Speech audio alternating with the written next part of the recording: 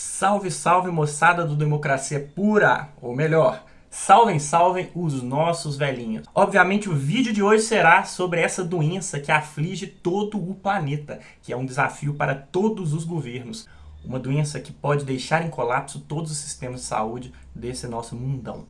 É a doença que não sai da boca do povo, é o coronavírus, coronavirus. E hoje falaremos sobre China, esse país que se desenvolveu tanto nos últimos anos, se tornou a segunda potência global, mas ainda é uma ditadura velada. E por que essa ditadura velada foi essencial para que esse vírus se espalhasse pelo planeta? Vamos aos princípios e aos primórdios do aparecimento deste vírus na raça humana. Assim como o Ebola em 2013 e 2014, esse vírus foi transmitido para a raça humana devido à ingestão de animais exóticos, de mamíferos exóticos.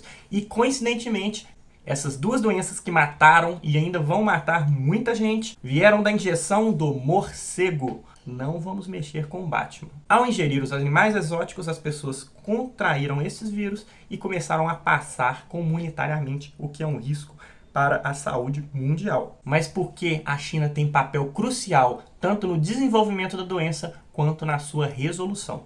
Primeiro vamos falar sobre a ditadura chinesa. Como qualquer sistema ditatorial, a primeira regra é defender o próprio sistema. Em 2007, um artigo publicado por médicos de Hong Kong já alertava para o risco desse hábito de consumir animais exóticos e já alertava para a existência do coronavírus em morcegos. Não houve combate a essa prática antes do coronavírus. Agora a China já proibiu. Tudo bem, isso não é culpa de uma ditadura. Mas após o paciente zero, um regime ditatorial teve sim um papel crucial para o desenvolvimento da doença, pois ele controlou a mídia, controlou os especialistas, controlou a população e controlou tudo o que foi dito para alertar que uma nova doença estava prestes a explodir. O paciente zero veio do mercado de Wuhan, comeu um morceguinho no dia 1º de dezembro. E no dia 30 de dezembro do ano passado, o médico Li Wenliang alertou para a população, alertou para as autoridades que uma nova doença estava surgindo. E o que as autoridades fizeram? Botaram ele na cadeia. O médico foi obrigado a assinar um documento falando que estava espalhando boatos, sendo que uma nova doença estava se alastrando. Começou a tratar os seus pacientes sem suporte nenhum governamental e acabou morrendo de coronavírus aos 34 anos. Esse médico, assim como os nossos médicos brasileiros, são os verdadeiros heróis. E o vilão é o sistema político de concentração de poder em um sistema que se autodefende e não se importa com o que aconteça com a população. No final de dezembro, um técnico de um laboratório tentou enviar amostras do sangue de pacientes contaminados e o governo local determinou que essas amostras fossem destruídas. Em janeiro, o coronavírus já se alastrava por Wuhan e a polícia local tratava como um boato. Entre os círculos médicos, todos os médicos concordavam que existia sim uma doença nova e que era extremamente perigosa, mas ninguém se posicionava com medo de represálias do governo. O presidente, no dia 7 de janeiro, já possuía todas as informações de que esse vírus existia e que a ameaça era real. Mas apenas no dia 20 de janeiro, ele resolveu agir. Em um ambiente de imprensa livre e de livre expressão, de livre-arbítrio por parte das pessoas, esse vírus já teria sido identificado muito antes e não teria se alastrado como se alastrou.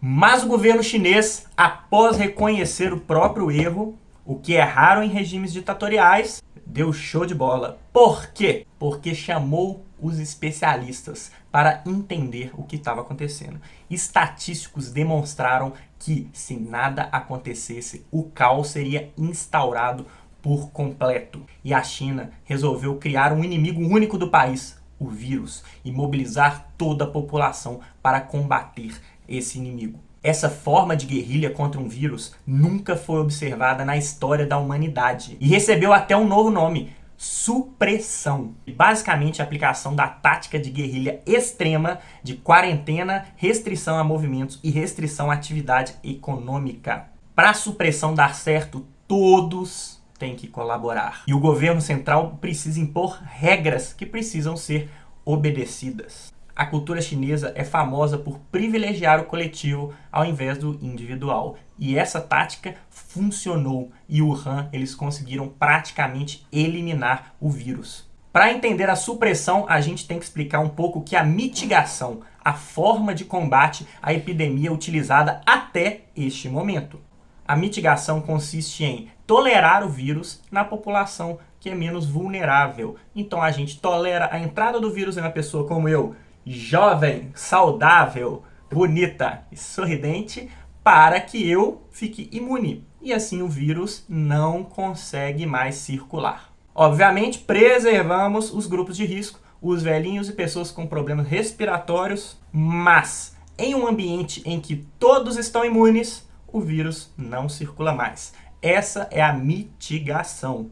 Essa era a tática adotada pelo governo britânico de combate à doença. Por quê? Desta forma, a atividade econômica permanece intacta e o país continua produzindo bens e produzindo riqueza, evitando assim um declínio da economia e que as pessoas comecem a passar necessidade. A mitigação era uma realidade do governo britânico, mas um estudo de cientistas provou que se a mitigação continuasse a ser utilizada, isso significaria a vida de 250 mil britânicos. E que a estratégia correta para este novo vírus, que é tão perigoso devido ao seu contágio assintomático, é a supressão, criada por nossos guerreiros chineses. Nós somos 4 vezes maiores que a Inglaterra. Então não seriam 250 mil, seriam muito mais mortes se nós adotássemos a mitigação. Por isso temos que adotar a supressão, é a única forma. E vou além, nenhuma intervenção dessa magnitude na vida das pessoas e na saúde pública jamais foi tentada na história da humanidade. Os efeitos de uma supressão em uma sociedade ainda são completamente desconhecidos. A economia vai cair, as pessoas vão perder o emprego, o caos será instaurado, infelizmente.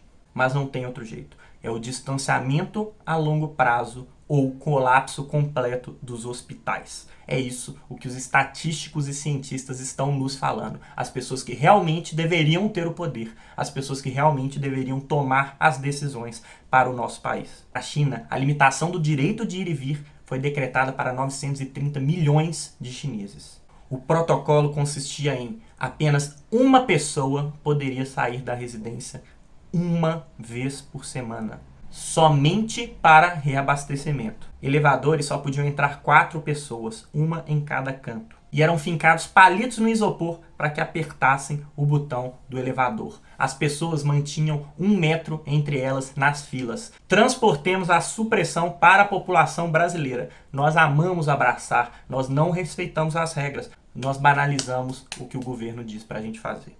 A China construiu hospitais em 10 dias.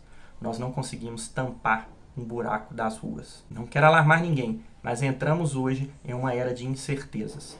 Precisamos do apoio mútuo, do respeito às regras e do respeito ao que as autoridades falam. É dever de todos o combate a esse vírus. Porque se você não obedecer os protocolos, você pode estar contribuindo para a morte de um outro ser humano. Fiquem bem, lavem as mãos e evitem o contato humano.